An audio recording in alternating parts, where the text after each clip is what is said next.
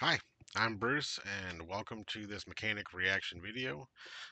Today I'm getting into some more news. I got Senator Thune and Senator Schumer talking on the floor. I believe this is about day 35, going into day 36 of the government shutdown, and we're just going to check out what they're saying and see what we think of it.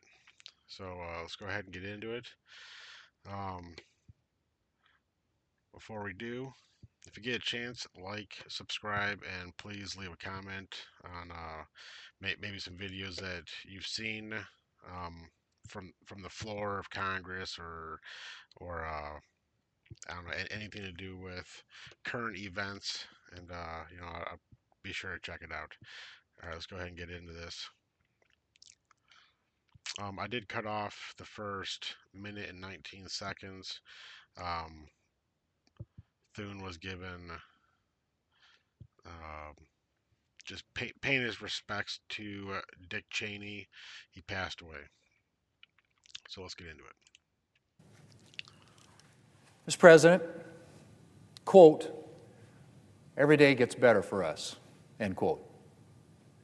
Those were the words of the Democrat leader a week into this shutdown, reflecting on the supposed benefits, political benefits for Senate Democrats. Mr. President, I guess it's nice that every day is getting better for Senate Democrats, because it sure isn't getting better for anyone else. We're in the 6th week of the Democrat shutdown, Mr. President. That's right, the 6th week. And Democrats' victims are everywhere. Let's just go through a few headlines. These are some headlines from newspapers and news outlets around the country. Some Head Start preschools shudder as government shutdown continues. Shutdown crushes small business owners as losses hits billions. Industry leaders beg Congress for a clean CR. Everyone is worried.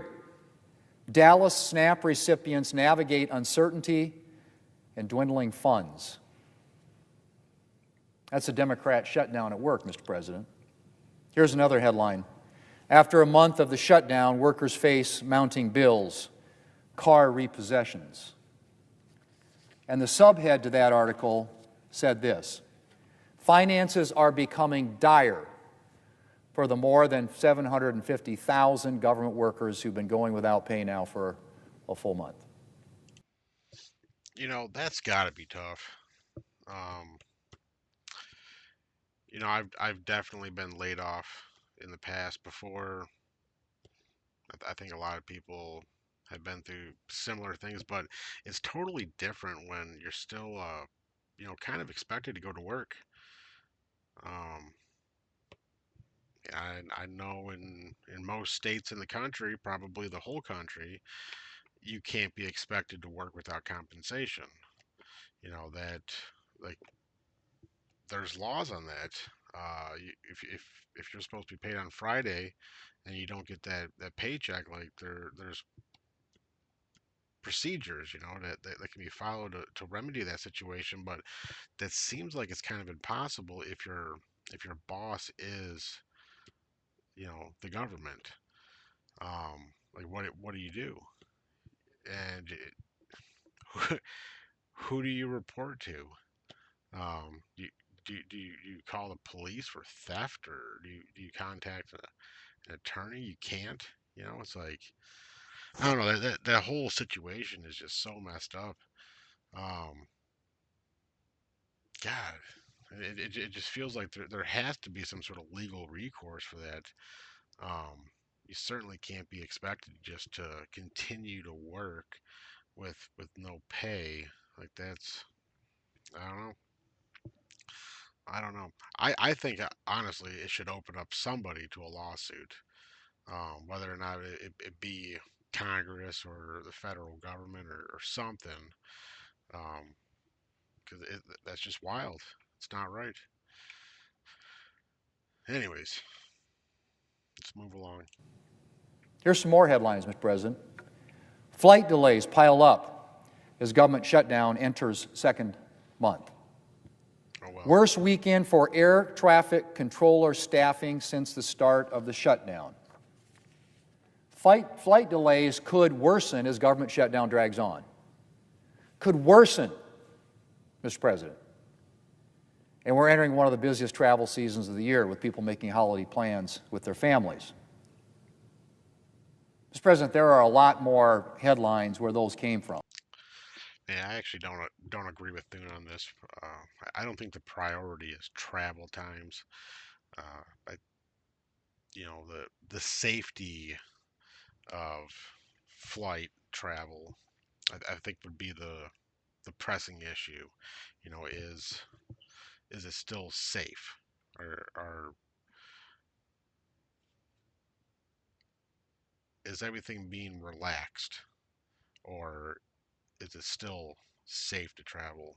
Is something going to slip through because of the situation?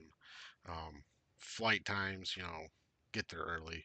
I don't have much to say on that. If you're traveling, you should already know, get there early. I don't really care about flight times, but People are suffering, all because Democrats can't bring themselves to accept a clean, nonpartisan funding bill. Mr. President, the list of people begging Democrats to pass a clean government funding extension is long, and it's growing longer. The Teamsters Union, the New York City Steamfitters Union, the American Federation of Government Employees, multiple airline pilot unions, the National Air Traffic Controllers Association, business organizations like the National Restaurant Association. And Mr. President, I could go on. All of these organizations are begging Democrats to take yes for an answer and support a clean, nonpartisan bill, the one sitting right there at the desk that is available to be picked up and passed today, sent to the President, signed into law, and the government opens. The Democrats are recalcitrant. Mr. President, for a party that claims to represent working people, it is striking to me how very little Democrats seem to care about working people during this shutdown. The senior Democrat from Vermont published an op-ed this weekend in which he calls for this shutdown to keep going forever. Who? As far as I can tell. Vermont. Of course, he attempts to claim that Democrats are doing this for working people. To which I say, Mr. President, give me a break. Bernie? Democrats are injuring working people with their shutdown. Maybe Democrats have no idea what it's like to live paycheck to paycheck like so many Americans, including many government employees. But let me just tell them there are a whole lot of working people out there who can't afford to miss a single paycheck, much less Most people. the multiple paychecks that they've now missed thanks to the Senate Democrats. And beyond the people Democrats have directly deprived of paychecks, there are a lot of other people whose livelihood is being affected by this shutdown, like small business owners and employees whose income has declined because the federal workers who usually patronize their businesses are out of work. There's really nothing Democrats can do to make that right. But they can at least make sure that they don't extend the pain that people are experiencing. Later today, we're going to vote once again on a clean, nonpartisan funding extension, the one we voted on 14 times already, the one sitting right at the desk, Mr. President, that would open up this government today and make sure that all of those Americans will get paid. We just need 5 Democrats to join the 3 who are already voting with us, and we could end all this pain and reopen the government. That's all it takes, Mr. President. 5 Democrats. Everybody knows, follows our government in this process, that in the Senate, it takes a supermajority. It takes 60 votes to do virtually anything. So we need help. We need help from some Democrats with a backbone who are courageous enough to take on their left-wing base and do the right thing for the American people. And I do realize, Mr. President, the Democrats are facing tremendous pressure from the far left wing of their party. Like this whole thing it's starting to blow my mind because when you think about it, if it's the same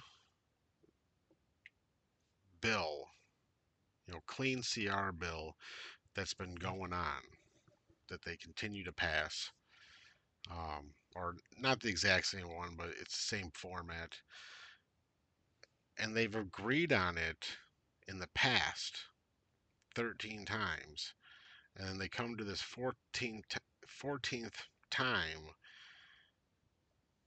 and there's an action taken, you know, by one of the sides. We won't say who, but one of the sides took an action and departed from that agreement and wanted to add on top of it all of a sudden. Um, I'm going to blame that person. Obviously, if there's agreement, and then one party steps away and says we don't have agreement anymore because we want all of this extra. Um, and on a CR, if you want that extra, debate it. Do it in the appropriation process like it's supposed to. The only point of the CR is to continue. It's a continuing resolution. It's just saying let's just keep it rolling. Um, so I don't know. It just kind of it blows my mind that there's all agreement for in the past. Um, it's really hard to point a finger when you're the people stepping away from the agreement and putting a list of demands to it. Like how are you going to point at the other party and say, well, it's their fault? They didn't take the action. It wasn't actionable. Actionable is making the demands, to get the agreement. So not fooling me. Not fooling anybody. Which is apparently content to see working people suffer as long as Democrats make a good show of opposing President Trump. That's what it's about. But I hope that Shame. there are at least those 5 Democrats out there who will look at the pain that people are experiencing and will say, enough is enough. We're in the 6th week now, Mr. President, of this shutdown. The 6th week. While every day may be getting better for Senate Democrats, thanks to Senate Democrats, every day is getting worse for the American people. Mr. President, I yield the floor, and I suggest the absence of a quorum. Dr. C, what's the fastest? Yeah. All right. So that was Thune. Um, I really like Thune. Everything he does. Um, for the most part, he he really speaks it like it should be said. He doesn't really play around. So, um, so next I'm going to put on. This is Chuck Schumer. It's going to be from the same. Let me get to it. Ads just kill it. Tell you what. All right, so here we go with Chuck I Schumer. recognize the Democrat leader. Unanimous consent, the quorum be dispensed with. Without objection. So, Mr. President, open enrollment is now upon us. 24 million Americans are now making agonizing decisions about what health care plans they choose, if they even choose one, are able to afford one, about how much they'll be able to pay, and if they can afford health care at all. I want to be very clear. This open enrollment is not like open enrollment. This is what upsets me when I listen to. Oh, did I even? Hold on. Actually, I'm gonna go back here.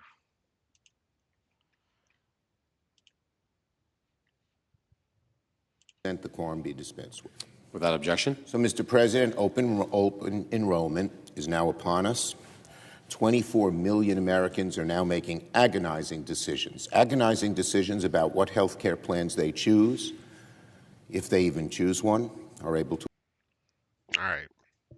So this is what upsets me about listening to Senator Chuck Schumer talk about this, is that we should be here talking about HR 5371. And he should be talking about that. Tell me what's wrong with that. Why can't that bill proceed? Um, but instead, we go right into the wish list. He's not talking about what's wrong with the bill. Like, tell me why we cannot vote yes on this bill. And it can't be for the absence of something else. Because you can still vote yes for this stuff. Um,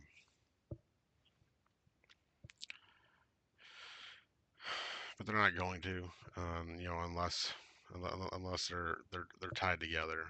So afford one, about how much they'll be able to pay and if they can afford health care at all. I want to be very clear. This open enrollment is not like open enrollment to previous years. Never have American families faced a situation where their health care costs are set to double in the blink of an eye. But that's the reality. If you're an average American on an ACA plan, you live with that. The average American on ACA plan will pay 114% more out of pocket. 4 million Americans will lose health insurance entirely. A 60-year-old couple earning $85,000 could pay a staggering $22,600 more a year. How the hell are they going to afford that? I don't know, but who wrote the law to sunset the bill on this date? Who did that? That was y'all. Like, this is your thing. You wrote the bill. You wrote when it sunset. You knew what was going to happen if it didn't work. You know, it's really upsetting that. Ah, man, this whole thing.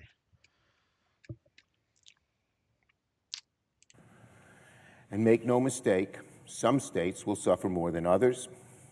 Here are the states that have seen the biggest increase in enrollment because of the tax credits: Louisiana, Tennessee, West Virginia, Mississippi. In other words, red states. The biggest beneficiaries of these enhanced premium tax credits are red states, millions of people in each in Florida and Texas. Republicans seem ready to tell their own constituents back home, screw you, I'd rather cut taxes for billionaires. I think Republicans are ready to say, um, the government shut down, Chuck.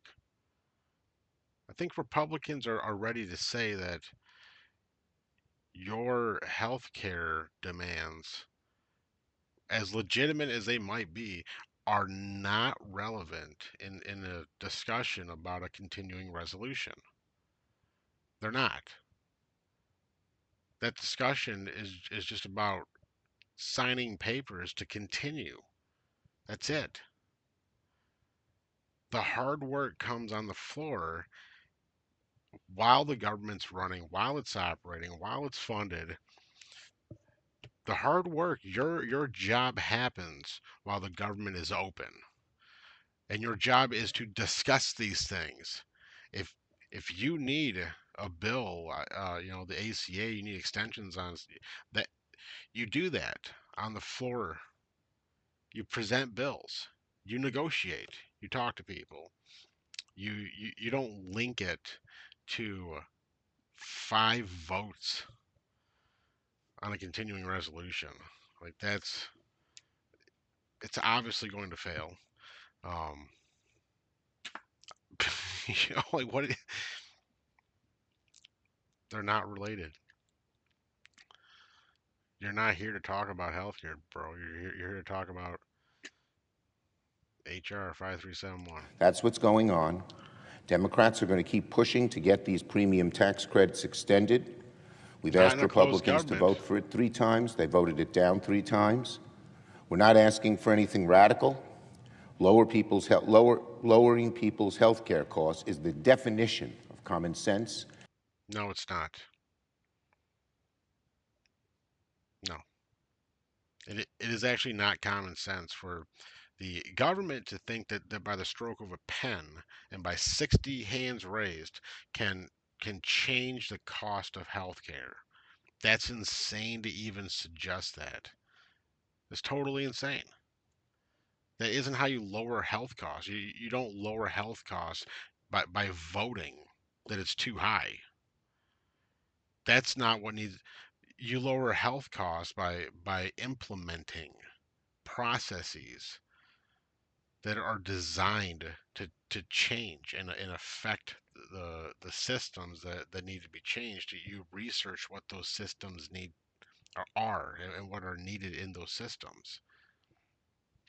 You plan, you implement, you look for the feedback, you change things if needed.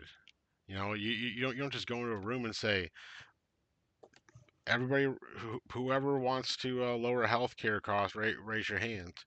Oh, great day. God, we got so much done today. Oh, wow. We just saved Americans so much money. Like, you think you are that important. My Lord, that is not your job. Your job is not to lower healthcare cost. Your job really doesn't have a whole lot to do with healthcare cost. Your job is to create the ecosystems in which low healthcare costs can thrive. That's your job. You don't just subsidize because the program doesn't work and you just throw money at it. Good job, great job, boys. We pumped so much money into the system, and now that people don't got to pay as much. Like, bravo.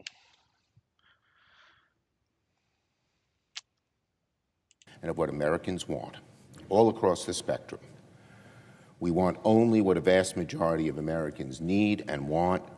They want to see the tax credits extended.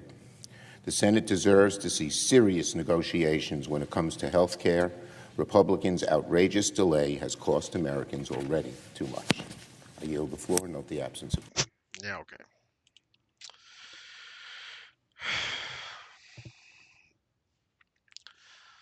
Well, so what did we learn? All right, so Thune would like to open the government, and he's looking for votes um, to help do that. I think Thune realizes that the funding the government is done by 60% of the votes. I think he knows that. Um, Chuck Schumer is I don't know. He doesn't seem to know that. I think he's playing dumb. Um, I certainly don't want to call him dumb, but God, he's really twisting the arms for the 5 votes. He can't just continue as everybody has agreed on in the past and just status quo. Status quo was agreement for the continuing resolution process. That was the status quo. Um, that you know that changed. So what did we learn? Thune still looking for votes. Chuck Schumer obviously not going to give it up and is encouraging anybody he has power over to you know can continue the blockade on the votes needed. So I really hope everybody out there um, is weathering this just fine. I know most people are, but there are quite a few people that are hit hard when you know they don't receive money that they're owed or expect. Um, one way or the other. Even people who may not deserve certain benefits, just the expectation of it being there and then it not being there can really hit home. So, all right, that's all I got for you. I really appreciate you um, hanging out to the end of the video if you're still here. Sorry for the technical glitches. I swear I'm having more technical glitches the longer I've been doing this, and the more I figure out ways to not have them, the more I seem to have. So I'll get it eventually. All right. Again, thanks for stopping in. Have a good day.